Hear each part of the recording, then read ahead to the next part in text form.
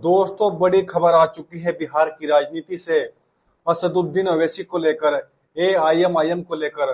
दोस्तों, ओवैसी की पार्टी ने बिहार में 2020 के चुनाव में 5 सीटों पर जीत दर्ज की थी और 20 सीटों पर प्रत्याशी उतारे थे।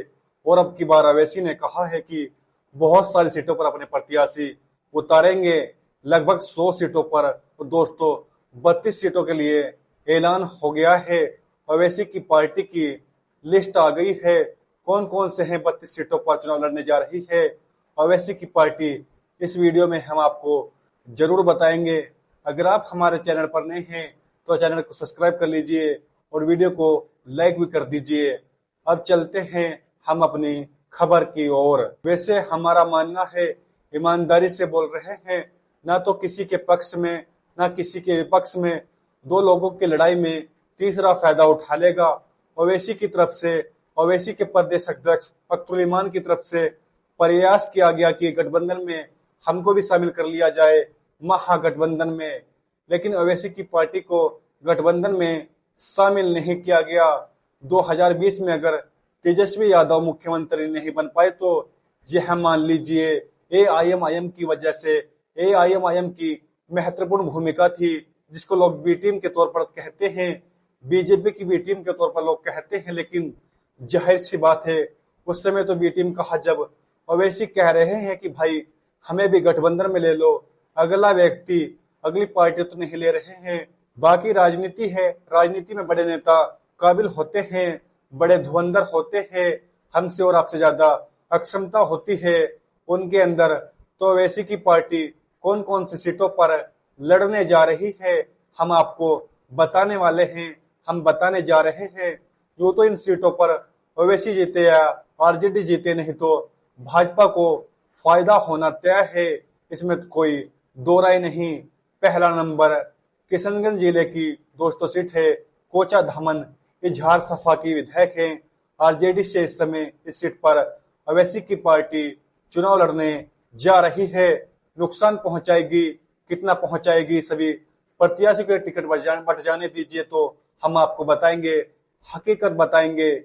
किशनगंज जिले की बहादुरगंज सीट पर मोहम्मद अंसार नेमी आरजेडी से विधायक इस समय सीट पर ओवैसी की पार्टी भी चुनाव लड़ने जा रही है। जो मैं सीटें आपको बता रहा हूं, यहाँ पर लगातार मुस्लिम प्रत्याशी चुनाव जीतता है। किशनगंज जिले की किशनगंज सदर पिछली बार तो 1300 वोटों से कांग्रेस जीत गई थी। ओवैसी की पार्टी को लगभग 45,000 वोट यहाँ पर मिले थे। किशनगंज सदर से जब ओवैसी की पार्टी को 45,000 वोट मिला था तो बीजेपी को 1300 कम ही मिला था। मतलब जितना कांग्रेस ने पाई उससे 1300 कम। मतलब दोनों लोगों की लड़ाई में पता चला बीजेपी को 1300 और मिल जाती तो वह जीत जाती, किशनगंज में इतिहास रच देती। आप लोग बताइएगा कौन जीतेगा अब इस बार किशनगंज से। ठाकुरगंज विधानसभा क्षेत्र में दाऊद आलम वर्तमान के विधायक हैं, आरजेडी से इस पर भी लड़ने जा रही है ओवैसी की पार्टी। किशनगंज की 4 सीटें हैं, इन 4 सीटों में से कम ओवैसी की पार्टी कम से कम 2 सीटें जीतेगी। अगला नंबर आता है दोस्तों पूर्वी चंपारण का। पूर्वी चंपारण जिला में ढाका मुस्लिम बहुल्य इलाका माना जाता है, लेकिन यहाँ पर चुनाव हिंदू प्रत्याशी जीतता है। क्यों जीतता है? जाहिर सी बात है, वोट बटेगा तो यहाँ पर ना आरजेडी जीतेगी ना ही ओवैसी की पार्टी जीतेगी, बीजेपी ही जीत लेगी। तो इस बार भी लड़ने जा रही है, सब लड़ने वाली है। सीट बता रहा हूँ, पूर्वी चंपारण ऐलान हो चुका है। कटरियागंज समीम अहमद आरजेडी से विधायक है, लड़ेंगे आरजेडी से। यहाँ पर भी ओवैसी की पार्टी मजबूती से दावेदारी कर रही है।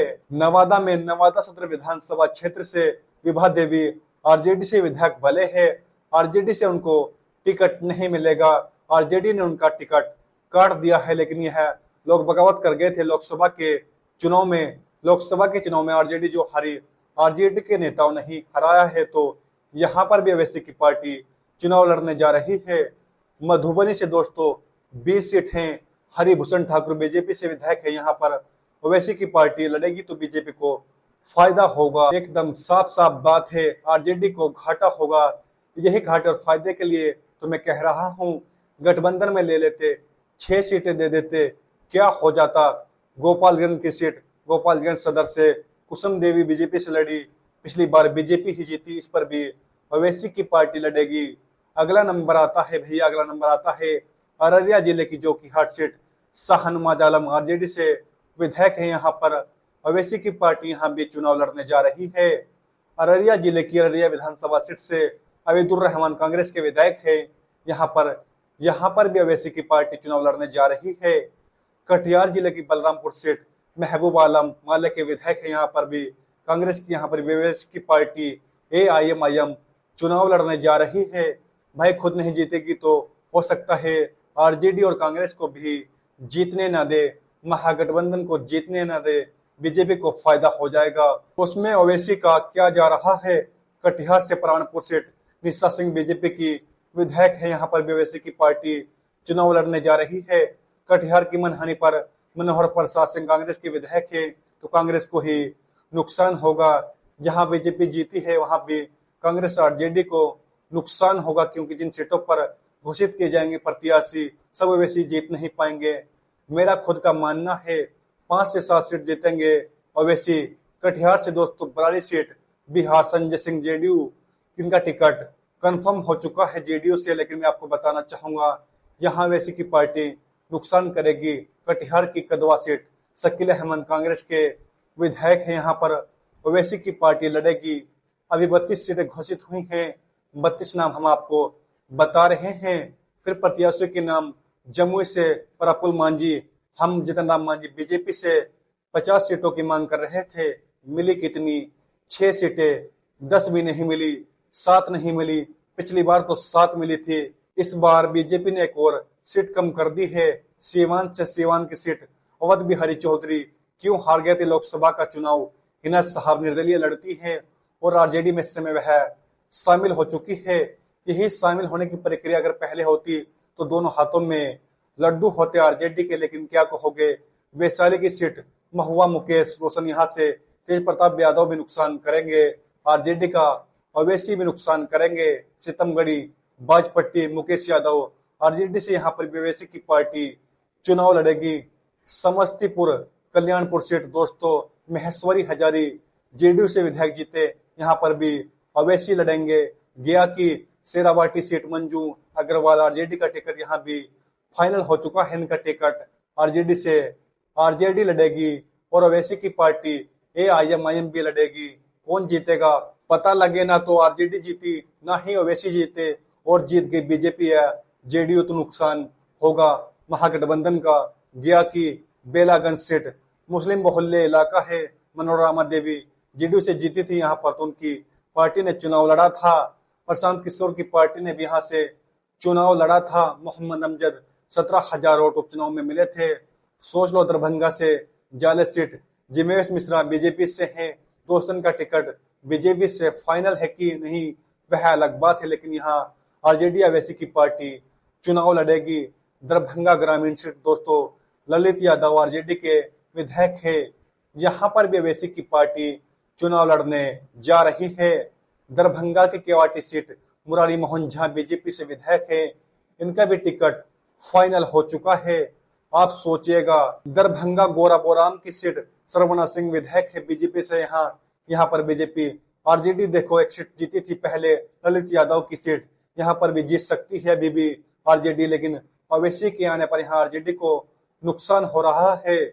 अगला नंबर आता है भागलपुर की नाथनगर, अली असरफ सिद्दीकी आरजेडी से विधायक जीते थे, यहाँ पर भी ओवैसी की पार्टी चुनाव लड़ने जा रही है।